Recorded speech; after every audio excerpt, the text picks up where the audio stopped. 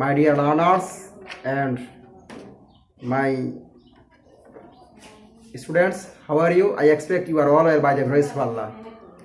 আমার প্রিয় শিক্ষার্থীবৃন্দ সকলকে বেসিক ইংলিশ গ্রামার অ্যান্ড কনভারসেশনের পক্ষ থেকে আন্তরিক শুভেচ্ছা এবং সালাম। আসসালামু আলাইকুম।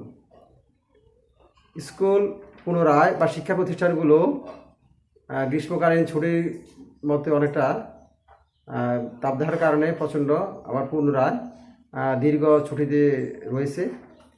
তো আমার শিক্ষার্থীদের জন্য আমরা যে প্রয়াস সেটা হচ্ছে যে নতুন কারিকুলামে ইংরেজিতে যে বিষয়গুলো অত্যন্ত ইম্পর্টেন্ট আমরা চেষ্টা করব আমি ধারাবাহিকভাবে সেই বিষয়গুলো আলোচনা করার জন্য।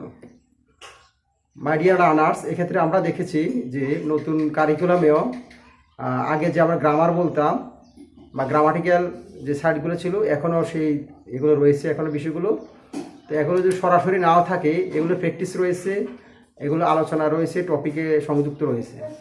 সেই জন্য আমরা যদি এগুলো ভালোভাবে না জানি তাহলে এই নতুন কারিকুলাম আমরা ভালোভাবে আয়ত্ত করতে পারবো না। তো গ্রামাটিক্যাল বলি প্লাস ইংরেজি দেখো যে বিষয়টা বেশি ইম্পর্টেন্ট সেটা হচ্ছে যে যেগুলো জানা দরকার, সেন্টেন্স, টেন্স, ভয়েস, ন্যারেশন, এগুলো জানতেই হবে, এগুলো জানার কোনো বিকল্প নেই। তো ফার্স্ট যে টপিকটি সেটা হচ্ছে যে সেন্টেন্স সম্পর্কে আমার ভালো আইডিয়া রাখতে হবে। আমরা জানি সেন্টেন্স কাকে বলে বলতে এগুলো জানতে হবে, ডেফিনিশন জানতে হবে।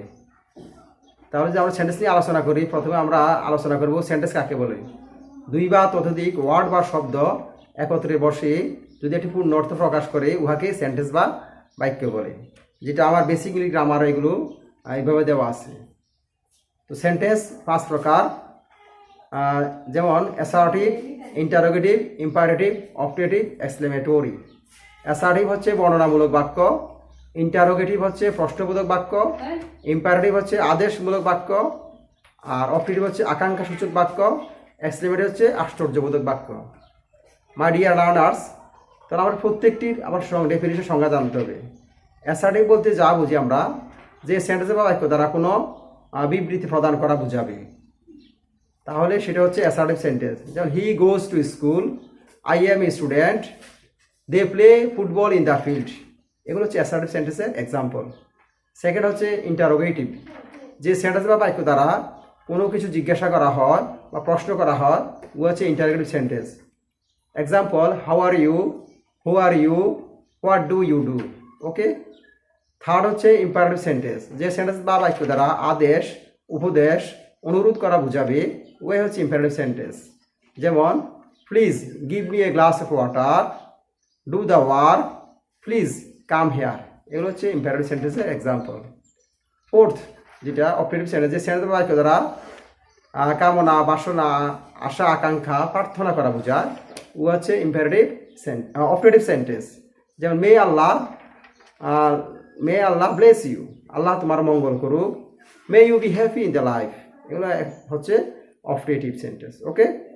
লাস্ট ওয়ান হচ্ছে এক্সক্লেমেটরি সেন্টেন্স, যে সেন্টেন্স বা বাক্য দ্বারা কোনো আশ্চর্যজনক, বিস্ময় বা ব্যথা বেদনা আবেগ অনুভূতি প্রকাশ পাবে, সেটা হচ্ছে এক্সক্লেমেটরি সেন্টেন্স। এক্সাম্পল হবে what a beautiful bird it is, কি চমৎকার একটি পাখি। How nice the scenery of Cox's Bazar is, Cox's Bazar দৃশ্য নাকি মনোমুগ্ধকর। তাহলে এগুলো হচ্ছে সেন্টেন্সের উদাহরণ। মাই ডিয়ার লার্নার্স, তাহলে আজ এই পর্যন্ত, সকলে ধন্যবাদ। আসসালামু আলাইকুম রহমতুল্লাহ।